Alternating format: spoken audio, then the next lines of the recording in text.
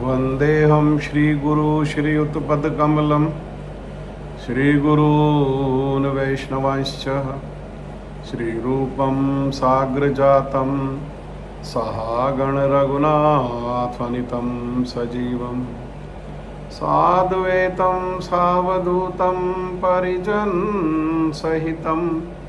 श्रीकृष्णचैतन्यदेवं श्रीराधाकृष्णपादान् सहागणललिता श्रीविशाखान्वितांश्च अज्ञानतिमिरन्धस्य ज्ञानाञ्जनशलाकया चक्षुरुन्मीलितं येन तस्मै श्रीगुरुवे नमः। गुरुवे गौरचन्द्राय राधिकाय तदालये कृष्णाय कृष्णभक्ताय तद्भक्ताय नमो नमः। वाञ्छाकल्पतरुभ्यश्च कृपा सिन्धुभैव च पतितानां पावनेभ्यो वैष्णवेभ्यो नमो नमः। नमः महावदन्याय कृष्णप्रेमप्रदायते कृष्णाय कृष्णचैतन्यनामिने गौरतिशे नमः। यं प्रव्रजन्तमनुपेतमपेतकृत्यं द्वैपायनो विरहकातराजुहाव पुत्रेति तन्मयतया तर्वोऽभिनेदुं स्तं सर्वभूतहृदयं मुनिमानतोऽस्मि। तमादिदेवं करुणानिधानं तमालवर्णं सुरेतवतारम् अपार संसार समुद्र सेतुं भजामहे भागवत स्वरूपम्। हे कृष्ण करुणा सिंधु दीनबंधु जगतपते गोपेश गोपिका कांत श्री राधा कांत नमस्तुते। तप्त कांचन गौरांगी श्री राधे वृंदावनेश्वरी वृषभानुसुते देवी प्रणमामि हरिप्रिया। भक्त्या विहीनयापराधलक्ष्ये क्षिप्तश्चकामादितरङ्गमध्ये कृपामयि त्वां शरणं प्रपन्ना। वृन्दे नमस्ते चरणारविन्दम्। श्रीकृष्ण चैतन्य प्रभु नित्यानंद श्री अद्वैत गदाधर श्रीवासादि गौर भक्त वृंद। हरे कृष्ण कृष्ण कृष्ण हरे हरे हरे राम राम राम हरे हरे। मैं सर्वप्रथम मेरे गुरुपाद पद्मा नित्य लीला प्रविष्ट ओम विष्णुपाद परमहंस परिव्राजकाचार्य अस्तोत्र शतयुगाचार्य श्री श्रीमद् भक्ति वेदांत शिल नारायण गोस्वामी महाराज जी के अभय चरणारविंद में अनंत कोटि दंडवत प्रणाम करते हुए उनकी कृपा याचना करता हूँ।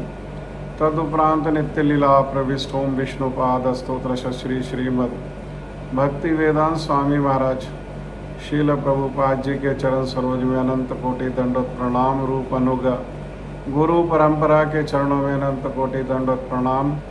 ग्रंथराज श्रीमद् भागवत महापुराण श्रीमद् भागवत कथा श्रीमद् भागवत कथा के श्रोता वृंद वैष्णव वैष्णवी माता भाई बहन प्रभु आप सभी को मेरा यथा योग्य प्रणाम।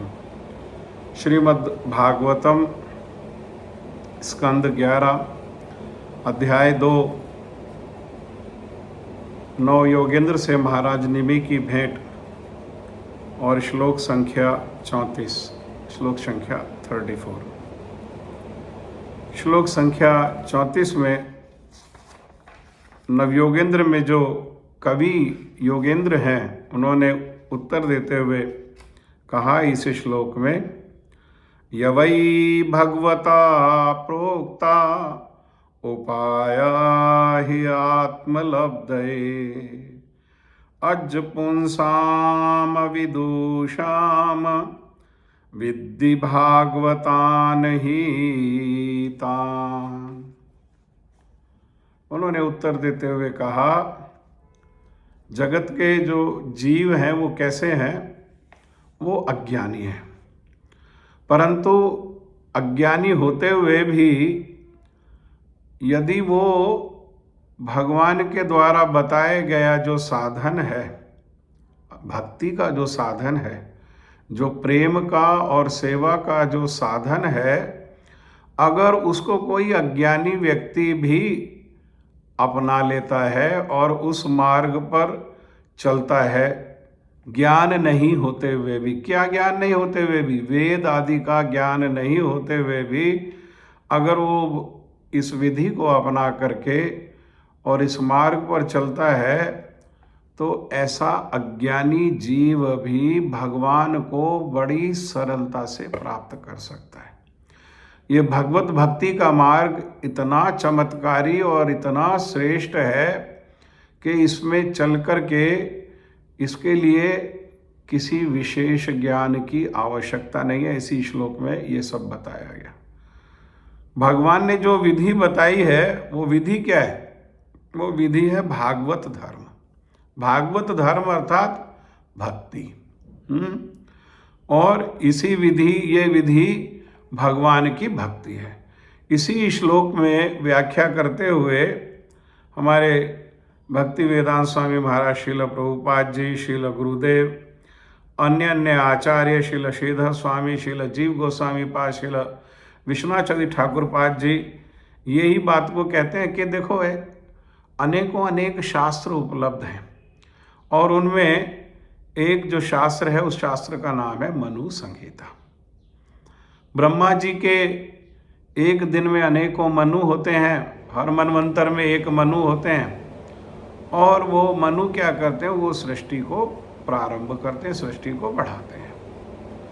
और सृष्टि होने के पहले समाज में सभ्यता रहे, समाज में मर्यादा रहे, इसी के लिए वो एक वर्ण आश्रम के आधार पर जो 4 प्रकार के वर्ण हैं और 4 प्रकार के आश्रम हैं, ये वर्ण आश्रम धर्म को पालन करने के उद्देश्य से उसी वर्ण आश्रम धर्म को कहते हैं दैवी वर्ण आश्रम धर्म। इस दैवी वर्ण आश्रम धर्म को पालन करने के उद्देश्य से इसको जीव सहज सरल रूप में मर्यादा रखते हुए, सभ्यता को पालन करते हुए इस वर्ण आश्रम धर्म का पालन कर सके, इसीलिए मनु क्या करते हैं? वो एक मनु संहिता की रचना करते हैं। और उसी मनु संहिता में जो रचना किया, उस मनु संहिता में जो आदेश, उपदेश, विधि आदि बताई गई है, उसको जो पालन करने वाले हैं वे ही मनुष्य कहलाते हैं। जो उसको पालन नहीं करते वे मनुष्य शरीर में होते हुए भी मनुष्य नहीं कहलाते। हाँ, दिखते मनुष्य जैसे हैं, लेकिन मनुष्य जैसे दिखने पर भी वो वर्ण आश्रम धर्म को पालन नहीं करते। और धर्म को पालन नहीं करने पर शास्त्र कहता है कि जिसके जीवन में धर्म नहीं है वो मनुष्य के शरीर में रहते हुए भी कैसा है? वो पशु के समान ही है।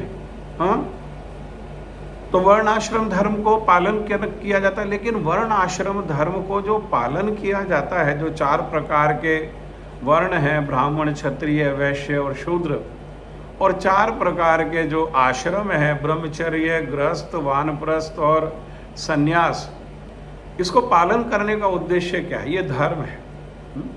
इस धर्म को पालन करने का उद्देश्य क्या है?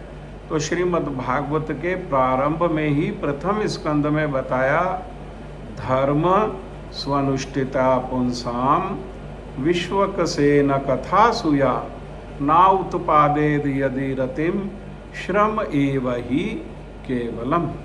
ये जो वर्ण आश्रम धर्म है, जिसको स्वयं भगवान ने बनाया, संसार में किसी जीव ने बनाया ऐसा नहीं। ये वर्ण आश्रम धर्म, 4 प्रकार के वर्ण और 4 प्रकार के आश्रम, इन दोनों की सृष्टि करने वाले स्वयं भगवान श्री कृष्ण हैं। वे ही भगवान श्री कृष्ण इस बात को प्रमाणित करते हुए श्रीमद् भगवद गीता में एक श्लोक में कहते हैं, चतुर्वर्णम मया सृष्टम गुण कर्म विभागशः। ये जो 4 वर्ण और 4 आश्रमों की जो सृष्टि है, ये किसने की है? ये भगवान कह रहे हैं स्वयं मैंने की है। लेकिन इसका आधार क्या है? इसका आधार है गुण और कर्म, अर्थात जिसमें जैसा गुण है और जैसे उसके कर्म हैं, जैसा उसका संस्कार है, उसके अनुसार ही वह ब्राह्मण है। अगर ब्राह्मण का गुण है और ब्राह्मण का कर्म है, ब्राह्मण का संस्कार है, तो ब्राह्मण है। परंतु अगर ब्राह्मण का नहीं है, क्षत्रिय का है तो क्षत्रिय है, और वैश्य का है तो वैश्य है, और शूद्र का है तो शूद्र है। और इन चारों में से किसी का नहीं है, इन चारों के बाहर है, कुत्ता के मांस को खाने वाला है, तो वो ये वर्ण आश्रम से बाहर चंडाल है। हाँ, इस बात से कोई भेद नहीं है, कोई फर्क नहीं पड़ता कि उसका जन्म कहाँ हुआ। जन्म से कोई ब्राह्मण, क्षत्रिय, वैश्य या शूद्र नहीं होते, भगवान स्वयं कह रहे हैं। क्योंकि ये जो है, ये सब क्या है? ये उपाधि है। ब्राह्मण भी उपाधि है, क्षत्रिय भी उपाधि है, और वैश्य और शूद्र भी। तो जैसे इस जगत में उपाधि है, कोई जज है या कोई वकील है या कोई डॉक्टर है, तो ये सब भी उपाधि हैं।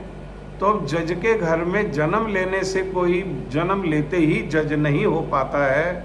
डॉक्टर के घर में जन्म लेने से कोई जन्म लेने के कारण ही बन तो सकता है, लेकिन केवल डॉक्टर के घर में जन्म लिया इसलिए डॉक्टर बने हो जाएगा, वह संभव नहीं। उसके लिए क्या करना पड़ेगा? उसको वैसी शिक्षा का अर्जन करना पड़ेगा, वैसे गुणों का अर्जन करना पड़ेगा, और उसको प्रैक्टिस करना पड़ेगा। गुण कर्म विभागशः, गुण है और फिर उसके साथ में कर्म, अर्थात उसकी प्रैक्टिस है। तो जिसमें जैसा गुण है, जिसकी जैसी प्रैक्टिस है, वो वही है। वास्तव में तो वेद ने कहा, जन्मना जायते शूद्र। जन्म से सब क्या हैं? जन्म से तो सब शूद्र हैं। सभी कहीं भी जन्म लेने पर, किसी भी परिवार में, किसी भी स्थान में जन्म लेने पर, हाँ, वो क्या है? जन्म से व्यक्ति, जन्म से जीव शूद्र है। संस्कारात भवेत द्विज। संस्कार होने पर वैदिक संस्कार है, और उन वैदिक संस्कारों में भी विशेषकर जो यज्ञोपवीत जो संस्कार है, वो यज्ञोपवीत संस्कार होने पर द्विज, द्विज का अर्थ है दूसरा जन्म। एक जन्म तो हुआ मैया के गर्भ से, और एक जन्म हुआ जो ये यज्ञोपवीत प्रदान करने वाले जो आचार्य हैं, उनके द्वारा यज्ञोपवीत दिए जाने पर ये क्या हो गया? ये दूसरा जन्म हो गया, द्विज। इसीलिए जो ब्राह्मण है, जो द्विज माने ब्राह्मण, जो द्विज है उसको, ब्राह्मण को खगस्य भी कहा गया कई स्थानों पर। खग का अर्थ है पक्षी। पक्षी इसी कारण से कहा गया क्योंकि पक्षी का भी जन्म 2 बार होता है। एक बार मैया के गर्भ से अंडे के रूप में, और फिर अंडे से बच्चे के रूप में। इसी प्रकार जो ब्राह्मण है उसका मैया के गर्भ से एक जन्म होता है, और दूसरा जन्म जो है वो आचार्य, साधु, गुरु के द्वारा जो यज्ञोपवीत प्रदान किया जाता है, उस समय भी उसका एक जन्म होता है। तो जब मैया के गर्भ से संसारी रूप में इस शरीर का जन्म होता है, तो माता पिता उसको एक नाम प्रदान करते हैं। हाँ, और जब इस प्रकार से यज्ञोपवीत होने पर जब दूसरा जन्म होता है तो जो साधु हैं, जो गुरु हैं, जो यज्ञोपवीत प्रदान करने वाले हैं, उनके द्वारा एक दिव्य नाम प्रदान किया जाता है। दिव्य नाम का अर्थ क्या है? वो भगवान से संबंधित नाम को वे प्रदान करते हैं। माता पिता जिस नाम को प्रदान करते हैं वो जगत सांसारी नाम है, वो कर्मी नाम है।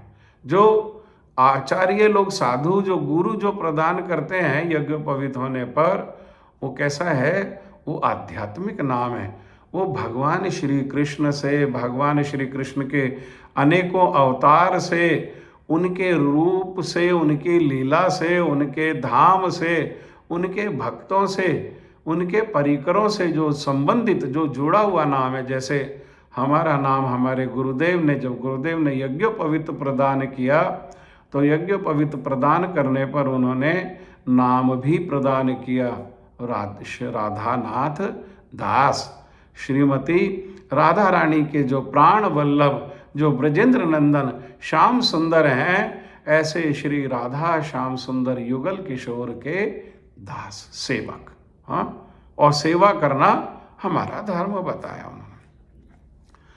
तो वर्ण आश्रम धर्म को कहा धर्म, भागवत में कहा धर्म स्वनुष्ठिता पुंसाम। धर्म को किसी ने बहुत अच्छे से पालन किया, वर्ण आश्रम धर्म को किसी ने बहुत अच्छे से पालन किया। तो वर्ण आश्रम धर्म को, जो दैवी वर्ण आश्रम धर्म है, उसको पालन करने का परिणाम है कि ऐसे धर्म को पालन करने से भगवान श्री कृष्ण की लीला कथाओं में जो भक्ति का एक बहुत महत्वपूर्ण अंग है, कीर्तन जो है वो बहुत महत्वपूर्ण अंग है। तो कीर्तन किसका है? कीर्तन कई प्रकार के हैं। जैसे भागवत क्या है? भागवत भी, श्रीमद् भागवत भी कीर्तन है। श्रीमद् भागवत में कीर्तन किसका हुआ?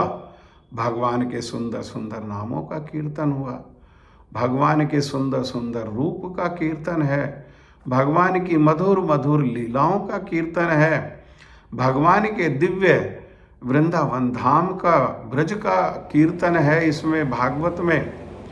और भगवान के जो भक्त हैं उनकी महिमा है, उनका महिमा कीर्तन है। तो ये सारा भागवत जो है ये कीर्तन है। कीर्तन बहुत शक्तिशाली है। जो कीर्तन करते हैं उनका अपना, कीर्तन के द्वारा अपना हृदय भी निर्मल हो जाता है। और जो इस कीर्तन कथा को श्रवण करते हैं, कथा कीर्तन श्रवण करने से भी हृदय जो निर्मल होता है। अन्यथा हृदय को निर्मल करने का और कोई दूसरा उपाय नहीं है। और ये जितने भी प्रकार के कीर्तन हैं कलयुग में, विशेषकर जो इन कीर्तन में सबसे शक्तिशाली जो उपाय है वो है भगवान के नाम का कीर्तन। हरे कृष्ण कृष्ण कृष्ण हरे हरे, हरे राम राम राम हरे हरे। तो किसी ने श्लोक में कहा, भागवत कहता है कि किसी ने वर्ण आश्रम धर्म को पालन तो किया, लेकिन वर्ण आश्रम धर्म को पालन करने पर जो उसका लक्ष्य है, हर क्रिया का कोई ना कोई लक्ष्य होता है। वर्ण आश्रम धर्म को पालन करने का लक्ष्य है इस कीर्तन में रति उत्पन्न होना।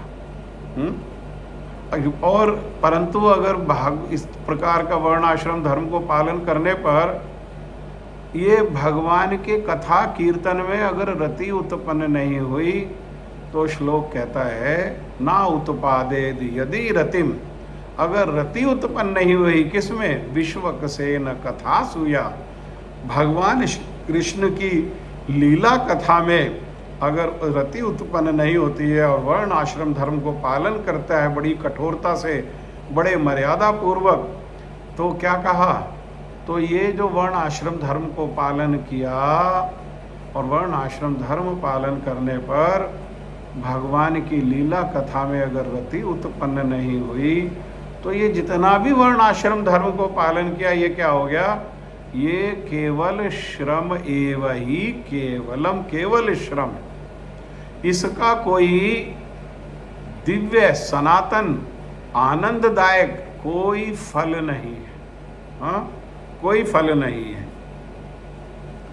किंतु हमारे श्रील श्रीधर गोस्वामी जी कहते हैं कि जो ज्ञान भगवान के प्रत्यक्ष संपर्क में लाए, वो ज्ञान कैसा है? वो अति रहस्यम है, अर्थात सर्वाधिक गुप्त ज्ञान कहलाता है। ऐसा ही जो ज्ञान है किसने दिया? भगवान से संबंध को प्रदान करने वाला ज्ञान भगवान श्री कृष्ण ने स्वयं श्रीमद् भगवद गीता में दिया। और श्रीमद् भगवद गीता में ये ज्ञान देने पर श्रीमद् भगवद गीता के ज्ञान को क्या बताया कि ये जो मैं तुम्हें ज्ञान प्रदान कर रहा हूँ ये कैसा है? ये अत्यधिक गुह्य है, राज विद्या। एक तो ये सारे विद्याओं का राजा है, अर्थात भगवत प्राप्ति के लिए जो ये भक्ति है, ये भगवत गीता का जो ज्ञान है ये कैसा है? ये जितनी भी विधियां हैं, कर्म और ज्ञान, योग, तप, दान आदि की जो विधियां हैं, उन सब विधियों में ये क्या है? सारी विधियों का राजा है। भक्ति ही सारी विधियों की राजा है। और भक्ति संबंधित, भगवत संबंधित जो ज्ञान है वो कैसा है? राजगुह्यम, मोस्ट कॉन्फिडेंशियल है, ये बहुत रहस्य में है। इसीलिए कहा, श्रीधर गोस्वामी पाद जी कहा, अति रहस्यत्वात् स्वमुखेन एव भगवत विदुषाम अपि पुंसाम अज्ज सुखनेव आत्मलब्धये। भागवत धर्म, भागवत मतलब भगवान से संबंधित, भागवत मतलब भगवान का, श्रीमद् भागवतम। इसलिए भागवत कितने हैं? भागवत एक नहीं है, दो है। एक तो ये ग्रंथ भागवत है जहाँ भगवान का ज्ञान है, भगवान से संबंधित ज्ञान है, भगवान से संबंधित लीला कथा है, हाँ, भगवान से संबंधित सिद्धांत है, तत्व है, रस है।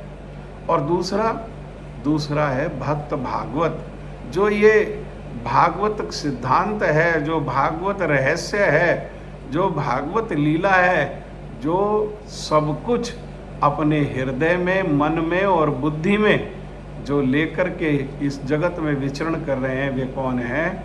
वे ही कहलाते हैं भक्त भागवत। तो ये भागवत धर्म अर्थात जो भक्ति का धर्म है वो बहुत रहस्यमय है। और ये जगत में प्रकाशित किसके द्वारा किया जाता है? जगत में ये प्रकाशित स्वयं भगवान के द्वारा ही किया जाता है। इस जब जगत की भगवान ने सृष्टि की तो इस भागवत धर्म को भगवान ने स्वयं ब्रह्मा जी को प्रदान किया, ब्रह्मा जी ने नारद जी को प्रदान किया, नारद जी ने व्यास देव जी को दिया, व्यास देव जी ने सुखदेव गोस्वामी पाद जी को दिया, सुखदेव गोस्वामी पाद जी ने क्या किया? ये सूत गोस्वामी पाद जी को प्रदान किया, सूत गोस्वामी पाद जी ने शौनक आदि ऋषियों को प्रदान किया। इस प्रकार से ये परंपरा में होते हुए हमारे गुरु वर्गों तक, हमारे गुरुदेव तक, और गुरुदेव के माध्यम से, गुरुदेव की कृपा से ही हमको प्रदान किया जा रहा है। मूल कौन है इसके? मूल इसके प्रदान करने वाले भगवान है, भगवान ही प्रकाशित करते हैं। और ये जब जब ये भागवत धर्म लुप्त होने लगता है तो भगवान स्वयं आकर के, या वे भगवान ही स्वयं किसी भक्त के, साधु के रूप में आकर के फिर से इस भागवत धर्म की स्थापना करते हैं। जैसे भगवान श्री कृष्ण ने श्रीमद् भगवद गीता में ही कहा, यदा यदा ही है ना, यदा यदा ही भक्ति, जब जब ये धर्म का यदा यदा ही धर्म से ग्लानिर्भवति भारत अभ्युत्थानम अधर्मस्य तदात्मानं सृजाम्यहं परित्राणाय साधूनां विनाशाय च दुष्कृतां धर्म संस्थापनार्थाय संभवामि युगे युगे। हर युग युग में आकर के भगवान क्या करते हैं? स्वयं इस भागवत धर्म को प्रदान करते हैं। और श्रीमद् भगवत गीता में भी वो भागवत धर्म को प्रदान करते हुए उन्होंने कहा, अर्जुन मैं तुम्हें क्या कर रहा हूँ? अब सर्वगुह्य ज्ञान जो है वो प्रदान कर रहा हूँ। पहले गुह्य ज्ञान प्रदान किया, फिर गुह्यतर, फिर गुह्यतम, और फिर अंत में 18वें अध्याय में सर्वगुह्य ज्ञान प्रदान किया, भागवत धर्म को प्रदान किया। सर्वधर्मान परित्यज्य मामेकं शरणं व्रज अहम त्वाम सर्व पापेभ्यो मोक्षयामि मा शुचः। मन मना भव मद भक्तो मद्याजी माम नमस्कुरु। ये क्या है? ये सर्वगुह्य ज्ञान है ये, और यही भगवान जो है ये भागवत का ज्ञान, भागवत धर्म का ज्ञान दे रहे हैं। इसी प्रकार से सर्वगुह्य ज्ञान श्रीमन चैतन्य महाप्रभु के रूप में आकर के उन्हीं भगवान श्री कृष्ण ने इसी भागवत धर्म को उन्होंने फिर से प्रदान किया। तो जब भी जगत में ये भागवत धर्म आता है तो भागवत धर्म के मूल प्रकाशक कौन है, मूल प्रकाशित करने वाले कौन हैं? वे स्वयं जो हैं वो भगवान श्री कृष्ण है। श्रीधर गोस्वामी जी इसी बात को कह रहे हैं। और भागवत धर्म का सार भगवत गीता में दिया हुआ है, जिसमें भगवान श्री कृष्ण स्वयं अर्जुन को उपदेश देते हैं। तो भी श्रीमद् इतना उपदेश देने पर भी उन्होंने क्या किया? ये जो भगवत गीता का ज्ञान कुरुक्षेत्र के मैदान में अर्जुन को प्रदान किया, ये कहलाया अर्जुन गीता। होने पर भी श्रीमद् भागवत के 11वें स्कंद में जब भगवान स्वधाम को लौटने वाले हैं, स्वधाम को लौटने के पहले उन्होंने क्या किया? ये श्री उद्धव जी को जहाँ पर ये भगवत गीता का ज्ञान छोड़ा, मन मना भव मद भक्तो मद्याजी माम नमस्कुरु, कैसे मन मना भाव करें, कैसे भगवान के भक्ति करें, कैसे पूजा करें, कैसे नमस्कार करें, ये सबको प्रारंभ किया उन्होंने बताना ये श्री उद्धव जी को। और वही जो 11वें स्कंद में श्री उद्धव जी को ज्ञान दिया, प्रदान किया भगवान ने, वही ज्ञान कहलाया श्री उद्धव गीता। और श्रील प्रभुपाद भक्ति वेदांत स्वामी महाराज जी भी कहते हैं कि निसंदेह अर्जुन को युद्ध के लिए प्रोत्साहित किया भगवान ने। देखो भगवत गीता के मेरे गुरुदेव कहते थे कि भगवत गीता के जो है 2 प्रकार के पाठक गण हैं, 2 प्रकार के लोग उसको पढ़ते हैं। एक तो है स्थूलदर्शी और दूसरे हैं सूक्ष्मदर्शी। स्थूल दर्शन क्या है? स्थूल दर्शन ये है, स्थूल दर्शन का जो पाठक हैं वो इस परिणाम पर पहुंचते हैं कि कर्म ही सब कुछ है। और भगवत गीता में भगवान श्री कृष्ण ने क्या प्रदान किया? ये कर्म ही प्रदान किया। क्यों? क्योंकि अर्जुन का कर्म था कि वो क्षत्रिय है, तो क्षत्रिय वर्ण में होकर के और शत्रु के द्वारा अन्याय किए जाने पर या ललकारने पर क्षत्रिय का क्या कर्म है, क्या धर्म है? वो युद्ध करे। परंतु अर्जुन युद्ध नहीं कर रहे थे, तो उनको उत्साहित करके क्या किया? भगवान ने उनको कर्म में लगा दिया, युद्ध रूपी कर्म में लगा दिया। ऐसा ये क्या है? ये स्थूल दर्शन है। परंतु जो इससे श्रेष्ठ जो श्रोतागण हैं, जो पाठक गण हैं, उनको कहा सूक्ष्मदर्शी। ये सूक्ष्म दर्शन क्या है? सूक्ष्म दर्शन है कि भगवान श्री कृष्ण ये भागवत धर्म को प्रदान करने के लिए, भागवत धर्म क्या? भक्ति को प्रदान करने के लिए, भक्ति की फिर से स्थापना करने के लिए ही उन्होंने क्या किया? ये श्रीमद् भगवद गीता का उपदेश दिया। क्यों? क्योंकि अर्जुन पहले अपने लिए कर्म करने के लिए तैयार नहीं था, परंतु भगवान के उपदेश दिए जाने पर अर्जुन भगवान, ध्यान से सुने हम लोग, भगवान की प्रसन्नता के उद्देश्य से ये युद्ध करने के लिए तैयार हुआ। युद्ध तो कर रहा है अर्जुन, युद्ध क्रिया तो है, लेकिन ये कर्म नहीं है। ये युद्ध होने पर भी क्या है? ये भक्ति है। क्यों भक्ति है? भक्ति का उद्देश्य है भगवान की प्रीति, भगवान की प्रसन्नता, भगवान की सेवा। और अर्जुन अब किस लिए युद्ध कर रहा है? एकमात्र भगवान श्री कृष्ण की सेवा के उद्देश्य से, क्योंकि भगवान श्री कृष्ण चाहते हैं ये युद्ध हो और जो अधर्म के पक्ष के लोग हैं वे सब मारे जाएं और धर्म की स्थापना हो। इसीलिए तो भगवान आए हैं, धर्म की स्थापना के लिए आए हैं। तो धर्म की स्थापना भगवान का उद्देश्य है और अर्जुन उसी उद्देश्य के लिए, जिसके लिए भगवान स्वयं आए हुए हैं, उस उद्देश्य की पूर्ति के लिए अर्जुन क्या कर रहे हैं? भगवान की सेवा कर रहे हैं, युद्ध नहीं कर रहे। ये युद्ध नहीं है, ये कर्म नहीं है। इसको में मारने का फल अर्जुन को नहीं लगा। इसमें उन्होंने मारा देखने में तो लग रहा है क्रिया के क्या कर रहे हो, दूसरों को मार रहे हैं और दूसरों को मारेंगे तो कर्म बनेगा। नहीं, कर्म नहीं बना। क्यों? क्योंकि ये क्रिया उन्होंने भगवान की प्रसन्नता के लिए, भगवान की सेवा के लिए की। कोई भी क्रिया जब स्वयं के सुख के लिए और स्वयं की प्रसन्नता के हेतु की जाती है वो होती है कर्म। और कोई भी क्रिया जो भगवान से संबंधित होकर के भगवान की प्रसन्नता, प्रीति, सेवा के लिए की जाती है वो कर्म नहीं होता, वो कहलाता है सेवा, वही कहलाता है भक्ति, वही कहलाता है प्रेम। अर्जुन ने क्या किया? अर्जुन ने भक्ति, भगवान ने अर्जुन के हृदय में भक्ति को स्थापित किया और अर्जुन ने भगवान से गीता का उपदेश सुन करके भगवान की प्रीति, प्रसन्नता के लिए उन्होंने ये भक्तिपूर्ण कार्य अर्थात ये युद्ध को किया। ये युद्ध कर्म नहीं है, ये युद्ध क्या है? ये धर्म है। हाँ, यही बात को भक्ति वेदांत स्वामी महाराज जी यहाँ पर कह रहे हैं और कह रहे हैं कि इस प्रकार से ये बात को हम समझ सकते हैं कि ये नवयोगेंद्रों के द्वारा जो ज्ञान दिया जा रहा है ये कोई कपोल कल्पना नहीं है। ये नवयोगेंद्र कौन है?